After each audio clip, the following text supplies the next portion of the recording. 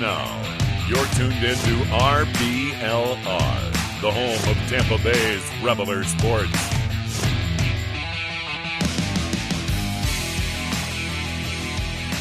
Hi, everybody. Welcome back to your RBLR Rays show. I am Ben. With me is Zach. I guess I haven't been on in like 2 weeks. This is weird. We haven't been on the same show together in like a couple of weeks now. This is good to see you again. Yeah, back on the show together.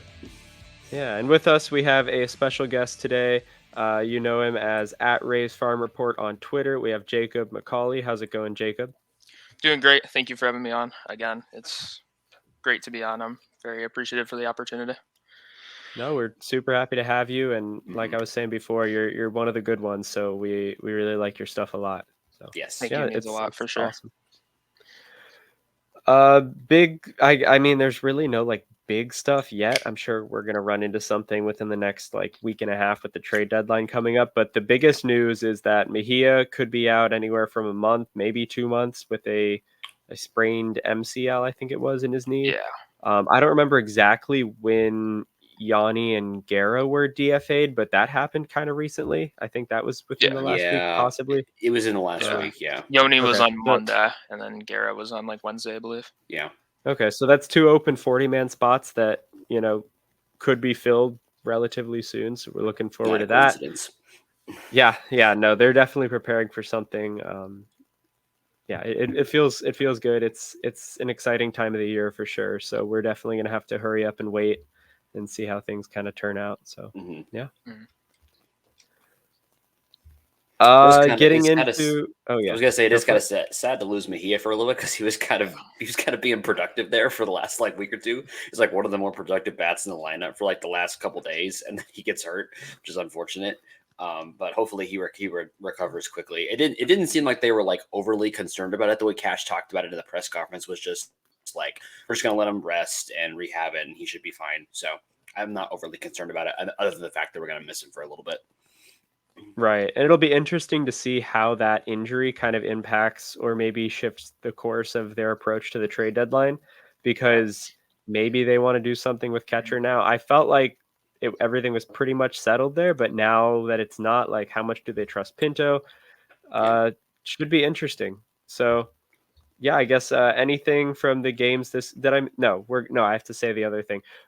Those of you that are listening for the first time or again and you haven't subscribed yet, I just want to know what the holdup is. Make sure you all like, follow, subscribe, and especially share if you like what we're doing here at RBLR Sports, especially the Rays side of things. We really appreciate hitting 900 followers on Twitter recently, so thank you for that. Next stop is 1,000. I mean, there are other numbers between 900 and 1,000, but you know, the next milestone is 1,000. So thank you all for sharing and, you know, all that good stuff. So okay, now we can get into the week that was. So we'll start with Zach. Anything we learned this week or didn't learn from the week of games? I think what we learned from this week of games is that baseball is hard. And even the best teams are going to lose some baseball games, and that's just kind of how it is. You're going to have a cold streak. You're going to have nights where things just do not go well. You're going to have – it's the dog days of summer. You're going to have some games that do not go the way they should. I think the good thing, if you want to look at a positive, you know, from these last couple games, I think that you could definitely see the pitching is improving a lot. Like we've seen good performances from Taj, good performances from Glaz now, really good performances from the bullpen, some really, really nice outings from a couple of guys, even in some of the losses. So really, really good stuff there. The hitting is just kind of not 100% there at the moment. It's kind of been a little hit and miss, but I think they're rounding back into form. It was really it felt like a big deal to win last night because this series is not over. The series with Baltimore is not over at all. And we could absolutely come out of this better, like this at that same level or better than we were before the series started. So we could absolutely turn this ship right back around and go right back in a positive direction. And I think winning last night was just a big deal. It put everybody kind of back in a good mood. It seemed like the guys were having fun last night. I saw some smiles on the guys' faces, which I think is kind of a good thing that, you know, we can maybe get back to enjoying playing baseball instead of feeling like we're stuck in the mud for a week and a half, which is kind of what it felt like. So I think just getting out of the mud, getting back to winning, and just take that momentum forward, have a couple more good games, and let's get this thing turned back around. Yeah, no, that's 100%. Like it's things are they're trending up for sure. Jacob, any thoughts on the week of games this week? Yeah, I'm very pleased with how the bullpen performed. Jason Adam was really good this week. I think had 3 opportunities, and I don't think walked a batter. So that's obviously a positive development. Poche has been really good lately. And yeah, I think the offense is starting to come around. You've seen them drive the ball, I think, a little more the last 3 games. Their exit velocities have been much better. And I think obviously you're not going to go 3 for 23 with runners in scoring position between the first Texas game and the first Baltimore game. So I definitely think you'll start to see the offense get going a little more lately as of in the future. Yeah, definitely. I mean, you're not going to go whatever 3 for 23 with runners in scoring position. Like that's just not realistic. Even if you're the No. worst Yeah. team, like that's so far below. And Yandy isn't going to continue to be like a 90 to 100 WRC plus bat like he's been for the past week and a half. Wander and Randy have been like below 50 WRC plus. Like if you think that they're going to do that for the next 61 games, that's I want to know where you got whatever you're consuming, because that's some strong stuff.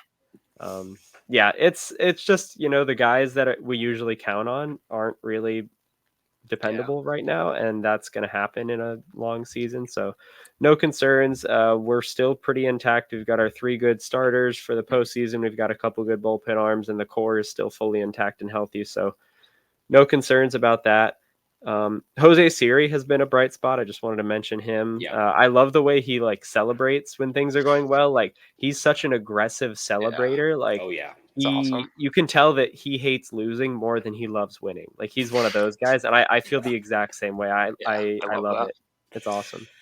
He's just you get the feeling that like as a fan, he's the kind of player you want on your team, because everything matters to him. Like every play matters, every at bat matters. The same way that it does to us as fans. That's how Jose Siri plays the game.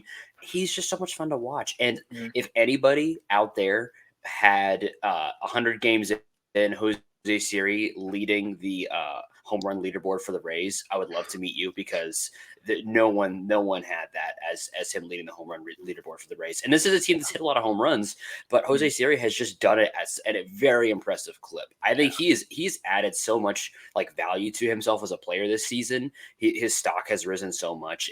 That trade from last year, that's going to turn out to, I think, be one of the best trades of that deadline when you look back on it, because you look at what they gave up to get him and the value he's provided since he got here.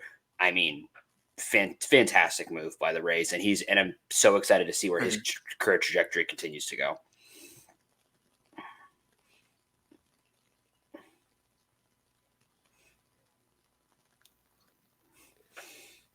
Yeah, I was just gonna let that pause play up, and I'm sure we'll cut that out. I didn't know if somebody was gonna jump in. Yeah, no, Jose Siri's been great. Like you guys said, the pitching, especially the bullpen, has been awesome. The starters, we talked about Eflin before we got on here. He was fantastic. Even last night, like it's so great that like he's the guy who would take the ball in like a third postseason game, and he's so much better than the number one on almost every other team, including Baltimore. Like, I trust Eflin ahead of a lot of other guys around the league. So really great stuff. And they're not consistent right now, but there's still a lot of positives. So we're really not too concerned.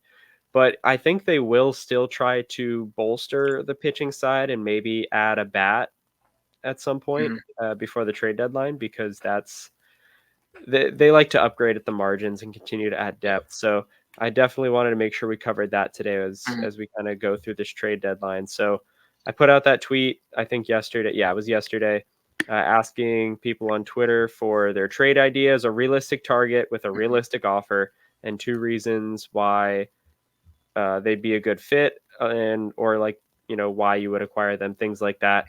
And I wanted to kind of roundtable that for our show today, because I feel like it's pretty fun to do like a live, authentic, or an honest reaction to some of these things. So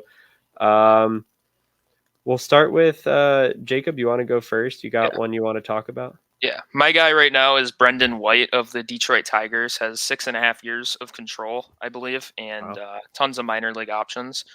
Sinker sweeper guy, has a split, has a slider and a four seamer, maybe some bulk potential there. Has worked in 2 innings this year. 26% strikeout rate in the major league, 60% ground ball rate. Somebody that is definitely high on my list. Gives you some flexibility with your 26 man, obviously, with the minor league options. So that would be my number one guy right now. Yeah, he's got some interesting stuff for sure. I was looking into him a little bit. I don't know a whole lot about him. Who would you? What's his price tag looking like? I guess. I would probably say maybe a Rhonda plus maybe something else. Upper minors player, I would imagine, for Detroit, since they probably want to start adding some impact players soon, and then maybe a lottery Right. ticket of some sorts in there as well. I think that would be Okay. a pretty fair price. Yeah, I mean, I don't know a ton about him. I'm trying to like quickly look into him. I know I looked at his shapes the other day, and he's got like a lot of tools, like a lot. Yeah. There's so much to work with, and they're all like average to above average type of tools. So it Mhm. seems like a pretty interesting, pretty good mix. I always love a splitter. I think those are really fun Yeah. off-speed pitches. I agree. So yeah, let me look at his fastball here. Okay, wow, that's like a really nice approach angle on the fastball. So he's Mhm. got that really low release point, pretty good extension. Yeah, I like it. Mid 90s on the fastball, hard slider. Yeah, sure. I mean, I don't really have a strong attachment to a Ronda, so Yeah. I'd be cool with that. And he seems like a pretty versatile arm too. So Yeah, for sure. awesome. Is he like a 1 inning guy or a multi-inning guy? He's worked 2 this year before. Okay. I think there's potential for the ability to stretch him out just because of the amount of weapons he does have. Yeah. So I could definitely see him be like a 3 or 4 inning guy once it's all Well, said and done. when you said he's got multiple pitches, that kind of clicked in my brain of like, Mhm. well, maybe he's got some potential. Because usually Oh, when you see guys that have multiple pitches, like Mhm. more than like three, and they have it there that are considered plus or even above average pitches, those are the guys that the Rays try to move them into like a multi-inning role. So that could be interesting way the Rays try to develop him. Mhm.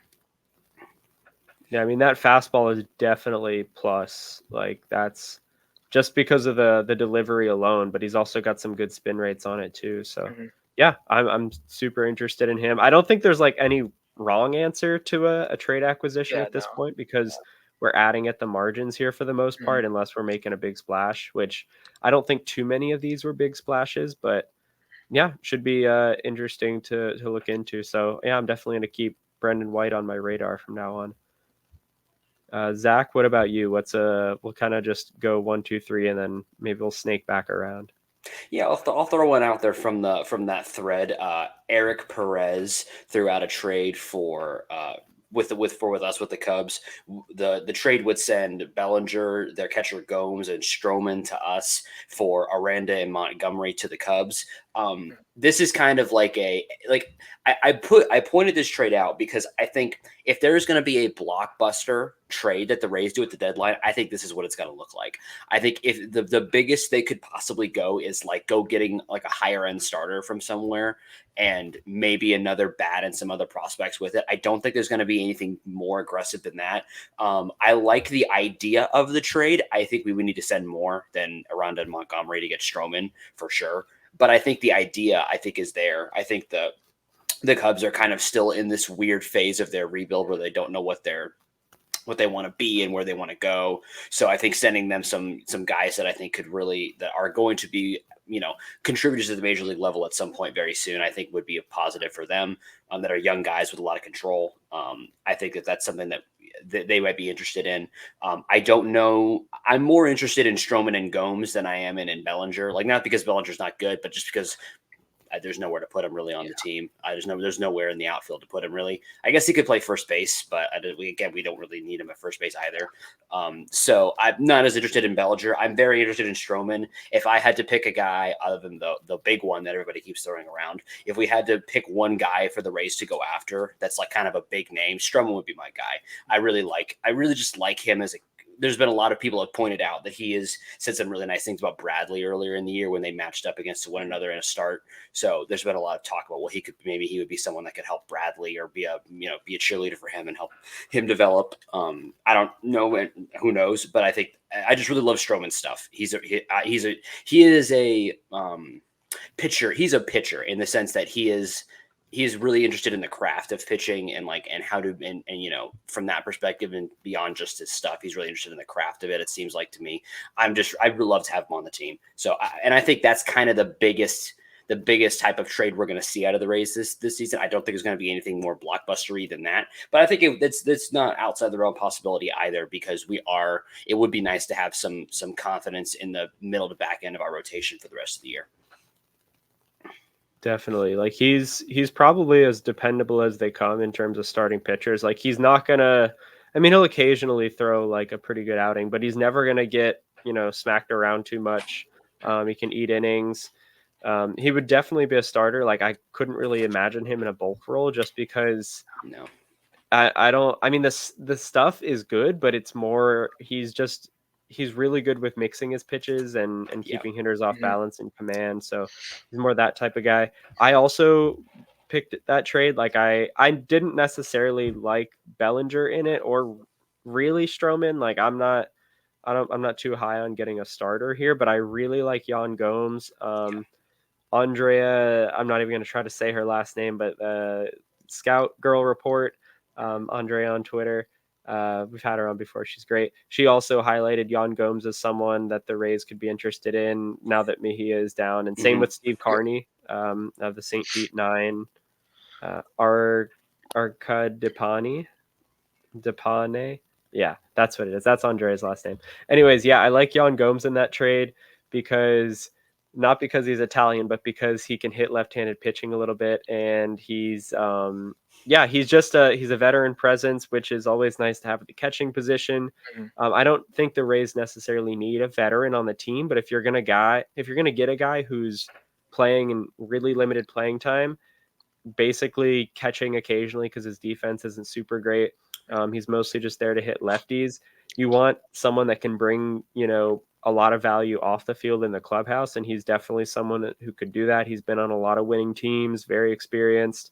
I like him, and I think it would make a tough decision later on when Mejia does return from injury about like what a postseason roster setup might look like. But Mejia has options, and Yan Gomes would be a good rental. He does have an option for next year, but I wouldn't really be interested in that. I'm just kind of interested in like, let's get, a little bit more offensive production from the catcher spot, while more importantly, kind of having those intangibles, that veteran presence in the clubhouse. He would immediately be the oldest guy on the roster, I think, too, at 36 years old. Yeah. So, yeah, I'm definitely interested in Yan Gomes, I guess.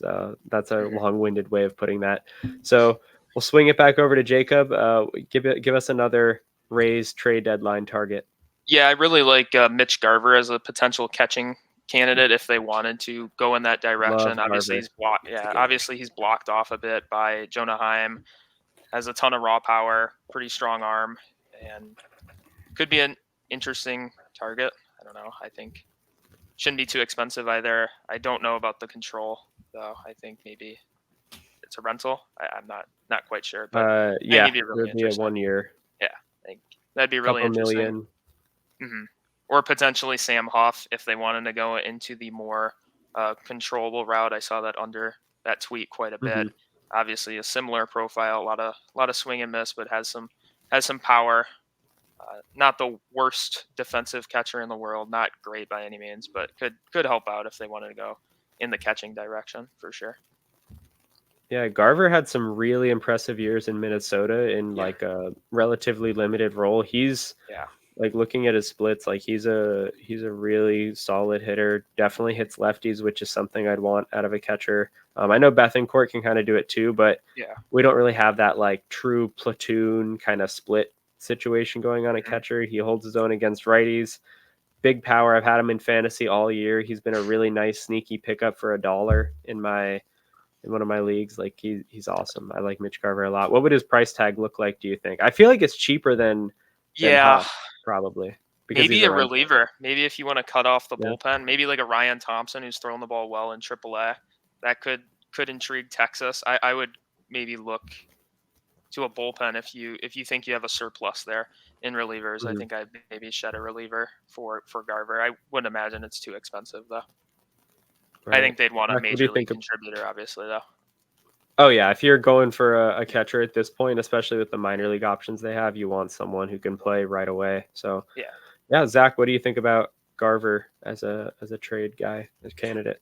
I like it a lot. I think he can kind of fill that sort of Mike Zunino role that we had. Zunino was kind of the full-time catcher when he had that really good season. But I think he's got good pop. He's got good peripherals.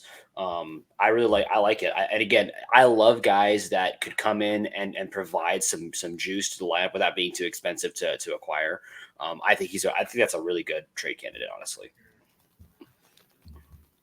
My concern would be like, does Texas want to part with like someone who's not a significant part of their roster, but like he's pretty well established. I know he was injured for a bit, and that kind of left the door open for some of the other guys, but he's a fairly, I don't want to say a big part of that team, but he's probably an important part of what's going to be a playoff team for the Rangers. So they might try to really squeeze the Rays a bit there.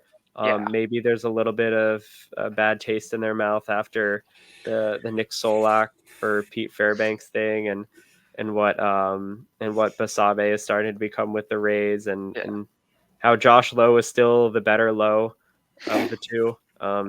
Much better power hitter than his older brother, and just an overall better athlete. So I mean, it wasn't a bad trade for Texas, but they might be a little hesitant if if the Rays are offering something for a player that's a decent part of their roster. So we'll see. Yeah, I think the only chance they part with Garver is if they want to give Huff a opportunity at the major league level. I think Huff is probably a more realistic candidate for the Rays, but I don't know if they really want a long-term option, I guess, there. And if they do, I doubt they want Huff to be that guy. No, that makes sense. Zach, give us another trade idea. So I'm going to continue to spread my propaganda that I've been spreading for the last couple weeks about Brady Singer of the Kansas City Royals. I think he's got a lot of potential for. I think when his start against us is so proof to me of how the Rays could fix him and make him a good starter. There was no reason that he needed to give up runs in that start. He should have been gone in the 8th inning. And if he comes to the Rays, they would not put him in a situation where he's going out there in the 8th and getting shelled for a couple runs late in the outing. That's not gonna, that we're going to manage him better than that. I think to get him, he's a young pitcher, so there would be some things he would have to give up. We mentioned Basabe. I think maybe some combination of Basabe, Greg Jones, Cole Wilcox, I think would probably get it done. They kind of need outfield and infield. They kind of need everything. But I think they could definitely use some help there for some guys that are high prospects. Their minor league system is okay. It's not great. I think they could use an injection of some other talent though. So I think that you could see, some combination of those three guys would get it done. And I think he's a guy that could provide some innings. He'd be a great innings eater. I believe he has the potential to be a really solid number 3 starter for a team. And I think the Rays could help get him there. What about him or his pitches or something makes you think that he could be a number 3 starter? So he's got a 4-pitch mix that I think they are not. That I don't know that they're I don't know how to describe this, but I think the way that they're having him use his pitches is not the best way. The way his spin is for his pitches, I feel like they need to do a better job of his pitch mix. I've known when watching the games where he's getting hit more, I feel like he becomes overly reliant on one or two of his pitches. And it's different every start. He'll get reliant on his fastball or get reliant on he really throws a sinker, but he'll get really reliant on that sinker. And it's a plus sinker when it's good, but he's kind of one of those guys that can get too reliant on one or two of his pitches and then get hit a little bit harder. I think being with an organization that will encourage him to really get, lean into his pitch mix and actually do a little bit better sequencing with his pitches, I think will really help him. I think we've got some really good catchers, and I think that would help him as well. And I just like his length. He's a guy that has always been able to go out there and get and just eat innings and just throw a lot of innings. When you look all throughout his career from college to the majors, he's a guy who'll go out there and throw in. He can just throw innings. He can grind out a start. I just think it's a valuable guy to have on the roster. No, definitely. And it looks like he has kind of added a more distinct sweeper to his slider shape. Like he's got like his standard slider. It's more like a cutter. He's really only throwing like 2 pitches. Like he's got 92% of the time it's either a sinker or a slider. Against lefties, he'll definitely sprinkle in that changeup, but he seems like a bit of a project. I mean, I know he could come in and eat innings, but I want to see what's his team control like. He has 3 years, I believe. He has 3 years of control left, I believe. Yeah. Okay. He's a free agent. What do you think the price tag would be like for Brady Singer then? Like I think it would be some like I was the dual trade package that I put together was Basabe, Greg Jones, and Cole Wilcox. And I don't necessarily know if it would take all 3 of them to get it done. I think some combination of those 3 would get it done, or potentially all 3. I don't know. It's hard to know how much Kansas City values him. I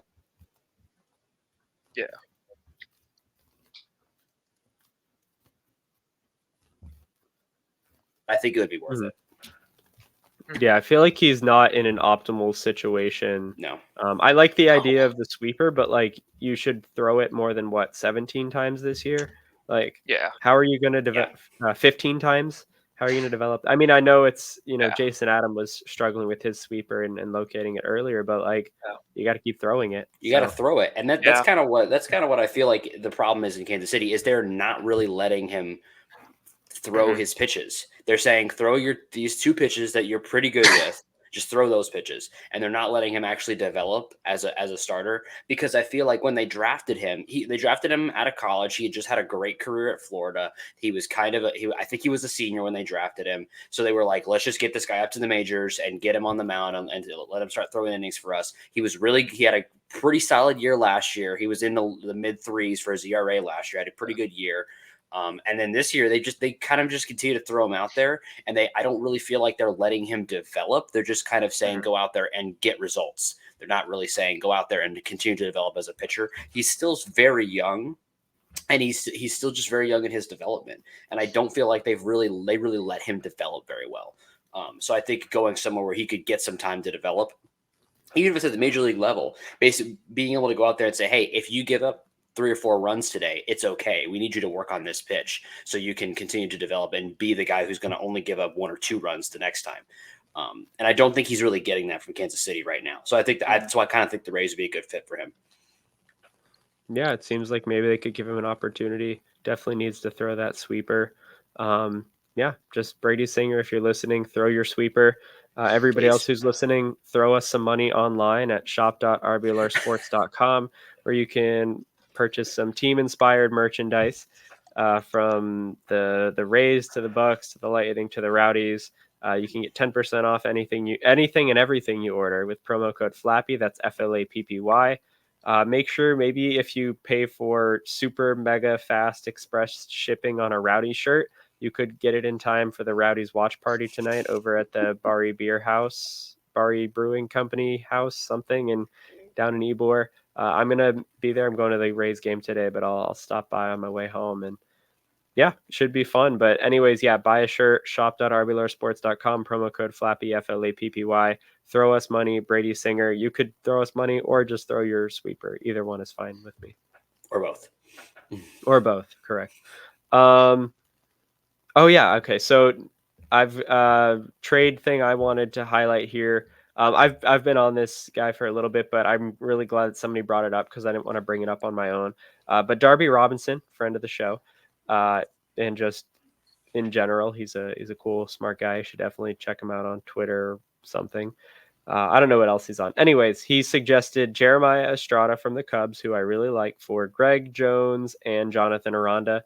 It seems like a relatively steep price, but Jeremiah Estrada is probably the best pitcher in the Cubs bullpen, but they just don't let him pitch very often because of his command and I don't know if the Cubs really care about winning, but Jeremiah Estrada has one of the flattest approach angles on his fastball.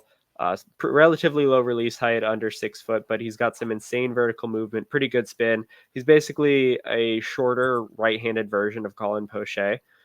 Throws a relatively hard slider. It's more of a cutting. I mean, it's more of a standard slider than like a gyro shape or anything.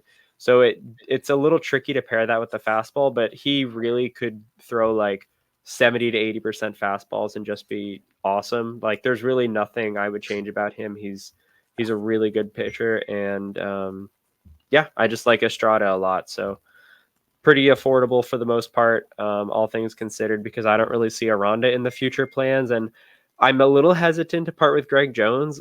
His quality of contact is insane, but he just has like a 70% zone contact rate in the AAA, and that's not he's gonna be like a one-handed Brett Phillips in the majors at that rate with that contact rate, but the quality of contact is insane. So if he could figure that out, great.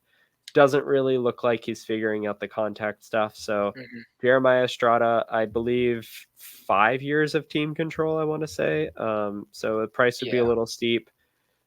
Yeah, he's okay, cool. He was oh no, I think he's back up in the majors. I don't know. He's only pitched 10 innings in the majors this year. He pitched 5 last year. Don't look at the ERA, don't look at the FIP, doesn't matter. The fastball is arguably, I know it says on Fangraphs here 55. It's like 70, maybe 75 on a really good day. So Estrada's awesome. I like him. Yeah, I mean, I think that the Rays are always looking for those guys that are not being used. That's one of the reasons why I'm on Singer, is that the Rays are always looking for the guy that's not being used properly, that has the credible tools, and it's just that he's not getting a chance to showcase them or showcase them in the right way. And I think Estrada would be a phenomenal addition to this team, because you just need more guys who can do, we've talked to a couple of guys who have been a part of the Rays, and they all say that the Rays look for guys with nasty stuff, and they tell them, hey, you got nasty stuff, throw your nasty stuff on the mound. And I think that Estrada is another guy who could benefit from having someone just say, hey, you're good, come do the thing you do well, and do it this way, and do it, more, do it more, and do it, do it here, and they're going to see success. So I think that's a great idea. Yeah, I really like him. I think there are lots fastball is super cool, and I love the team control and the ability to potentially get stretched out maybe to 2-3 inning guy, and it's kind of what the Rays I think need. Yeah, I mean, I haven't really considered stretching him out, but I think that is a possibility. I mean, why not? You can do that with a lot of players. Just Trevor McGill is kind of another similar type of guy that I really like. He's got a cool curveball, but we're not going to get into that, because I do want to learn more about some of the internal options the Rays might have that, let's say they don't want to make a whole lot of trades. I don't think they're going to make a big splash. Maybe they add a depth arm or two, but I'm interested to know more about the guys in AAA who could potentially contribute down the stretch here. So that's why part of the reason why we got Jacob on, because he's really plugged into the minor league stuff. He knows the numbers. He watches a ton of the games, ton of video, all that stuff. So yeah, Jacob, we'll start on the pitching side. Any guys in AAA, maybe at the fringes of AA? I don't think that's necessarily a possibility. Probably not AA guys. Yeah, not in late July here, but who's someone in AAA that could come up and contribute in some kind of meaningful role with the Rays here? Yeah, I think the most obvious guy is definitely Jacob Lopez. He's been unbelievable this year. 11 strikeouts per 9 in AAA with the juice ball. Has like a 1.7 ERA, 4 FIP in AAA. Across his entire season, counting AA, 3.7 FIP. He's really good. He has a nice fastball, solid changeup, good sweeping slider. Has a nice arm slot, left-handed pitcher. A guy that can definitely come up, I think, and give you 4 or 5 innings. Be a bulk guy out of the pen. Can start, do whatever. He's definitely my number one option. I would be pretty surprised if he did not get an opportunity here soon with the 2 open 40-man spots available. Yeah, I think he's definitely pitched his way into some kind of role at some point, even if it's just a cup of coffee. A ton of ground balls for someone who he doesn't get like a ton of. I mean, like it's not like good. It's not bad vertical movement, but it's like nothing that's like, oh, this is like a bowling ball sinker or a bowling ball changeup. Like this is an 88 mile an hour changeup. 92 mile an hour sinker, two seamer, depending on what you want to call it. Yeah, really interesting stuff. Controls exit velocities well. I never really looked that much into his numbers, but his pitch mix is good. Like all these shapes pair really well together, especially that changeup sinker combo or changeup two seamer. Like really similar horizontal movement, but then a good difference in vertical approach angle here, which would be effective. So, yeah, Zach, have you seen any of Jacob Lopez or had a chance to look into him? Yeah, I've watched a couple AAA games over the past couple, mostly to watch Mead, but I also watched the pitching, and I've seen him pitch a couple of times. Been really impressed with him. I didn't know a whole lot about him before the year started, but I like the arm slot, like you mentioned. I love a good arm slot. So really seems like I'm kind of surprised he hasn't gotten more play at the major league level with the way that we've had some pitching issues this year. I'm kind of surprised he hasn't gotten an opportunity. I wouldn't even be that because Yanni is gone now. There's kind of an open spot right now in our 5-man rotation. I wouldn't be shocked if he got an opportunity. I don't know when the last time he pitched was. I think he's due for today. So okay, so it could be interesting to see if he. I'm be very interested to see if he pitches today. Be very interested to see it because I don't know if they've announced lineups yet. I'd be interested to see. Yeah, I'm not sure. Because if he doesn't, as soon as Monday or Tuesday, there's probably an opening to bring someone up because they're gonna have to pitch someone. I guess I don't know if they're just gonna pitch Criswell again. Yeah. I don't know what their plan is, but I think that it could happen soon. I think because they're clearly trying to figure out what they want to do with that spot in the rotation. I'm not going to be surprised if they add someone from outside the organization at some point to kind of fill that spot. Right now, it's kind of Criswell, I guess, is kind of filling that role for the moment. I'm not super enthused about it, but he's been fine. It'd be interesting to see if they give him a shot in that role. Maybe not this week, but in a future week, I think he could definitely get a look in that spot. No, absolutely. I'm trying to find release height numbers on him for this arm slot. Okay, it's like 5 feet. Like that's super low. That's a super low release height. That's crazy. And I believe it's like a pretty wonky, like off to the side. Yeah, he hides the ball really well. It's really interesting. Yeah. Similar to Chris Sale, I guess you could say. That would be the comp I would give. Yeah. That's a good comp, I think. Not almost 7 feet, but it's like 6 3/4 feet of extension too. Like he's definitely kind of in that, I guess, like Garrett Clevenger kind of mold there with the low release height, good extension. Yep. Not the same like quality of stuff, but his stuff plays because of those mechanics. So yeah, I'm super interested in hopefully seeing Lopez at some point this year. I think he's earned an opportunity. Yeah. I mean, he's someone that, we should realistically protect in the Rule 5 draft, I'd say. So, why not just get him on the 40-man now, I guess? We got 2 spots. Yeah. But I'm sure one of those spots will be for a trade, I'm sure. Possibly. Another guy that's been working in bulk, especially in his most recent outing, was Erasmo Ramirez. I believe he went 4 1/3 in his most recent outing. He has not been too great this season, like a 6 ERA, 6 FIP. He's been okay. His stuff's okay. I think it was more out of necessity anyways because Durham's kind of starving for innings a bit. But Adam Berry mentioned Erasmo in a recent article potentially being a guy that comes up and fills a bulk role. Yeah, I mean, I'm not against it. I think he's more of like the Criswell type of innings eater, while Jacob Lopez would be, more of a high ceiling kind of thing. So Zach, what do you think about Erasmo? I'll be straight up. Until they mentioned that we trade for him earlier in the year, I did not know he was still in the major leagues. So I'm good for him. I'm not super enthused about him coming up in. I kind of would rather Criswell just continue to do that. If the option is Erasmo Ramirez or Criswell, I'd kind of rather just see Criswell continue to get some run and maybe see if you find something. I'm not super jazzed about it. I mean, if they do it and whatever, they know more than me. But I'd almost rather just continue to see Criswell if that's the choice there. Right. Yeah, I would agree. Okay. Yeah. Any other pitchers, Jacob, that we should be maybe tuned into at the AAA level, or are we ready to move on to bats? Yeah, we can move on to bats outside of Criswell, Erasmo, and Lopez. I don't really see anybody potentially making an impact this year. Right. I kind of like Trevor Brigden, but I just don't see a spot for him yet. I think he's Rule 5 eligible, but I don't think he'll get. I hope he doesn't get taken because I think he's interesting, but we'll Yeah, see. he's a solid arm. Yeah. All right. Who are the bats that could possibly come in and contribute in a short role here as the year winds down? Yeah, obviously the most obvious answer here is Curtis Mead. He's slash 431, 493, 690 since his return with an average exit velo of 91.1. He's a very, very advanced hitter, very disciplined, makes a ton of contact.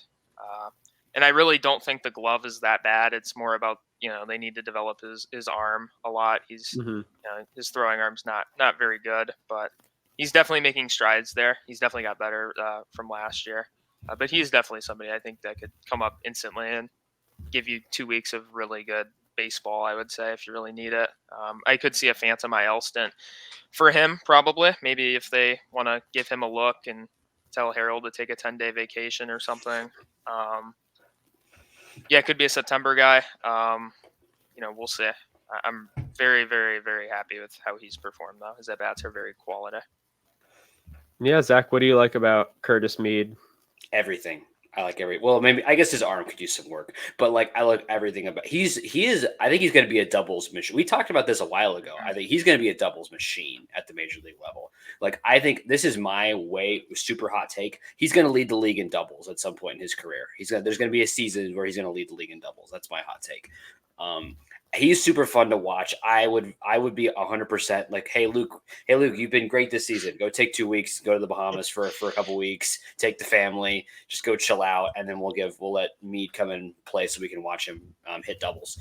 The plate discipline. I'm always super impressed with guys at the minor league level who have good plate discipline, because I feel like when you're at the minor league level, there's so much pressure to perform and put up big numbers that you see guys just swinging at stuff. I was at a minor league game earlier in the week, and there were so many guys where you could just tell they were trying to hit doubles and hit homers to get noticed by whoever, and they're swinging at bad pitches. And so whenever you see a guy who's out there having really good plate discipline, I love that a lot. He's just hitting the ball on the screws right now. Yeah. He's red hot. I would love to see him get a look. I don't know if it's realistic for him to get a look anytime soon, but I would just love to see it.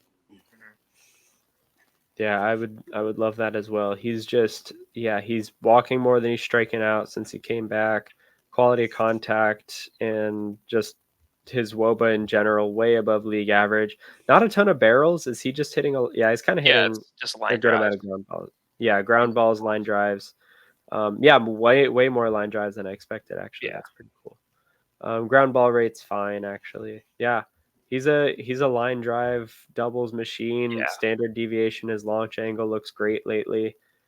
92% zone contact rate at this too. Like, come on. He's ridiculous. It's like 50 plate appearances since he's come back. So, I don't pump the brakes a little bit, but like this isn't too far off from what he has done, a little like relatively like recently historically in the minors. Like he's done similar types of numbers, so it's only a matter of time. We're just waiting for a roster spot to open. I'm a little hesitant to move Harold to create a spot for him, but if Harold stubbed his toe this morning, oh man, I guess you got to take 2 weeks off. Like, I'm so sorry, buddy. Yeah. Because it's not like he would need a rehab stint or anything. He wakes up and he's ready to hit a ground ball to the hole. So Harold's fine. Yeah. It would be cool to see Curtis Mead up. Any other bats in AAA that we could possibly see in the last couple months? Obviously, Jonathan Aranda has continued to dominate AAA, but 163 WRC plus on the year, 1050 OPS. Wow. He's been very, very great with the bat. He's very fun to watch, very fun hitter, very disciplined, sweet level swing. Another guy that's kind of going to be a doubles machine, gap to gap hitter, and use the opposite field. It's just obviously the defensive concerns are really rough. He had a brutal blunder this week at second base. Pretty routine play. It was pretty bad. Definitely view him as a designated hitter, and obviously the Rays don't have room for that unless Harold were to stub his toe. So. Right. Yeah, I wish we did have room because he hasn't gotten consistent playing time, so we haven't like seen it yet. But he can really hit the ball. He is almost kind of reminds me of Arias. Obviously, not as much of a contact guy. Yeah. He's definitely got more power than Luis Arias, but yeah, Aranda can hit. He's gonna hit wherever he ends up. Yeah. If he can get playing time, he's going to hit. But he's not going to field. So no, he is not. Mead, I'm still hopeful about, but Aranda, not so much. Yeah. I mean, I think Mead is still young enough in his career that he could improve his. I mean, I think his glove is like fine. It's not like amazing, but he just needs work on the arm, which I think that's something that you could work on that to be like a serviceable, fielder. The issue with Aranda is kind of everything. I think is like the thing that like I've watched him.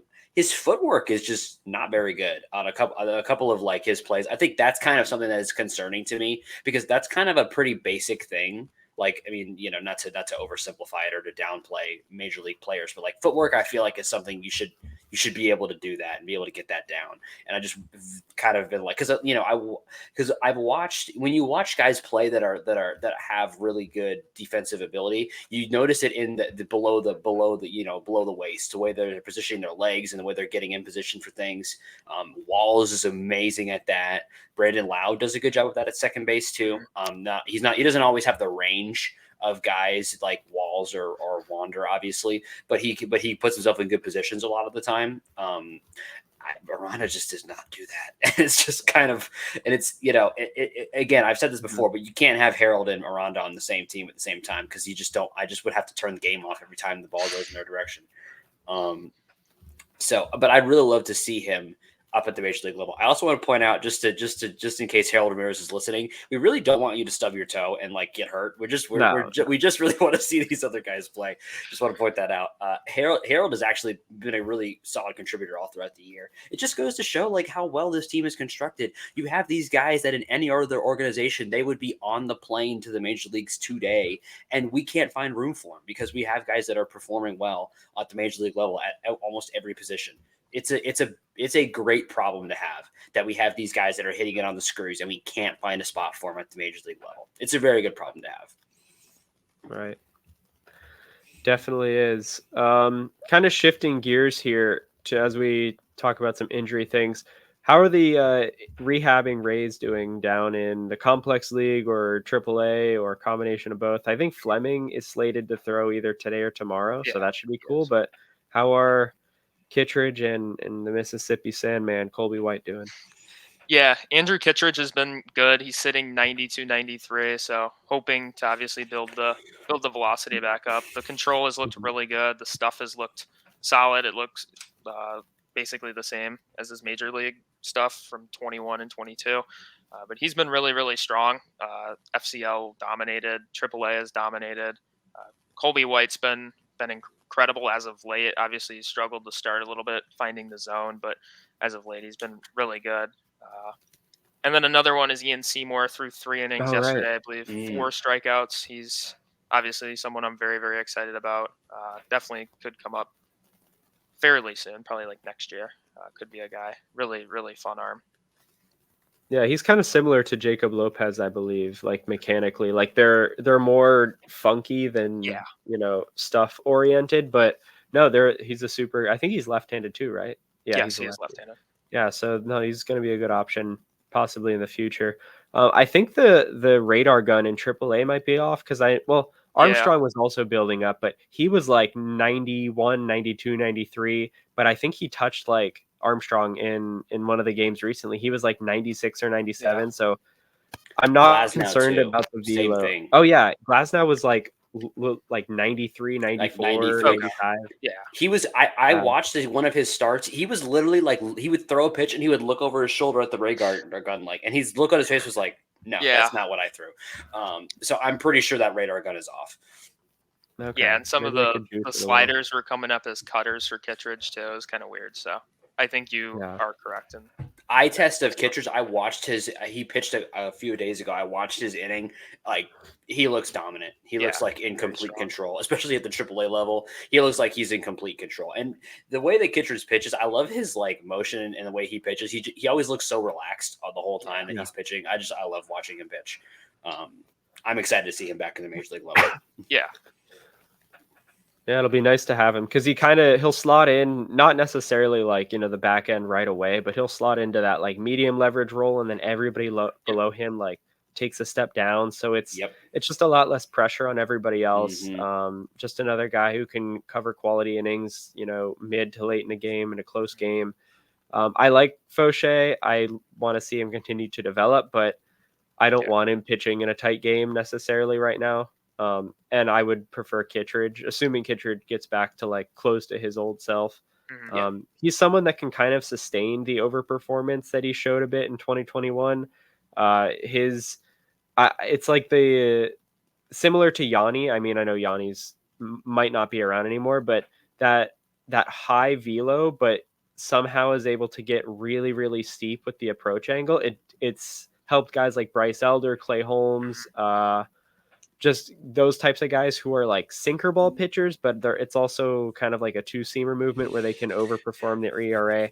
I think Kittredge can continue to overperform to some extent. It's just a matter of like how sharp is his stuff going to be. And if Armstrong's rehab is any indication of how Kittredge could end up, we're in a pretty good spot because they really took care of Armstrong and he's provided some valuable innings. So looking forward to Kittredge, eventually Colby White, hopefully this year, maybe he can get a cup of coffee. Who knows? Yeah. But yeah, thank you, Jacob, for that, the minor league stuff here. And another little note here. Thanks for coming on. Oh yeah, no, go for it. I believe he's also slated for another outing today. So that's Kittredge? Exciting. Yeah, Kittredge should be. Okay, cool. It should be Tune in. Yeah. Awesome. Sorry for trying to kick you out. Yeah, I'm like, all right, let's wrap this up. But Jacob has more to say. Anything else on trade stuff? Pitchers, batters, minor leagues, anything like that from anybody? Here's the one thing that I want to throw out there because it's going to keep, because people are continuing to bring it up. If you liked any of the people that we talked about today in the episode, Meade, Aranda, we didn't talk about Caminero, but like all these guys we're talking about that were really excited, just know if you ever want to think about getting Shohei Ohtani, everybody we talked about today is gone. Every single one of them are gone. Like that, they're all gone to the Angels. So I'm not saying we shouldn't trade for him, we shouldn't want to trade for him, but just be aware that if all these guys we're excited about, if we actually were to make a move for Ohtani, all these guys we're talking about they're wearing red and white from now on. So that's just kind of the way it is. I'm honestly, like, as much as I would love to have Ohtani on this team, but I'm so ready to be done with the trade speculation and the inane trades suggestions we're seing on MLB.com and ESPN.com, like, not to throw shade, but like some of the stuff I'm seeing on there, I'm like, did the funnest thing ESPN did this a little bit ago, where they had guys like suggest trades, and then they had Jeff Passan look at them, and you could see Jeff Passan every time was like, no, what are you talking about? Are you insane? No, this is not a trade that the Angels would accept. So I'm very much ready to stop seeing these trade suggestions as soon as August 1 hits. Yeah. I had one more. The only trade suggestions I really like being were the ones in reply to our tweets. Those are some good ones. Jacob, give us your that one. Yeah, let's do that. Give us your name here, Jacob. Somebody suggested, I saw in the comments, Keaton Wynn looks really cool from San Francisco. I believe another guy with 6.5 years of control. Nice. Good fastball split combo. Has been used in multiple innings before. Could be an interesting arm to potentially target as well. Is he pitched in the majors much this year? He's pitched, I think, 15 innings, I would say, maybe a little more. Okay, I'm gonna look into him right now, real quick, before we wrap this up. Keaton Wynn. At Winn. Okay, got him. Yeah. Okay, so while I'm stalling while this loads, the Rays, some miscellaneous news. The Rays did sign all of their draft picks. Allegedly, I believe that's correct at this point. So that's kind of cool. Yeah. It looked like a pretty great draft class. It looked like they got who they wanted to get. Really excited about Adrian Santana. Yep. Heard a lot of really, really, really good things about him. He said his favorite field is the Trop, so that's always a good sign. And yeah, we love a good switch hitting middle infielder with plus speed. So yeah, Wynn looks pretty exciting. Definitely like the velo. Always love a splitter. Yeah, the two seamer sinker type pitch seems pretty solid too. Good pairing with the splitter. I don't necessarily think. I think the fastball is a little redundant, so maybe he could try running like Yeah, I sinker, agree. splitter. Maybe I don't think he Yeah. feels comfortable with the slider, but sinker split. Let's see Yeah. what happens. Yeah. All right, 2 cool. innings of just sinker splitters at you. I think that Yeah, would he could do go that. pretty well. Yeah. That seems like a very Rays thing. Yeah. That does. Anything before we get out of here as we wrap this up? Anything I missed? Nope. Oh, cool. We got everything. Awesome. Well, thank you everybody for listening. We appreciate you liking, subscribing, sharing, all that stuff. Just continue to do that. It helps us put out some content. So this might be for nothing here. I'm getting like a blank screen, but Raise up, guys. thank you for listening.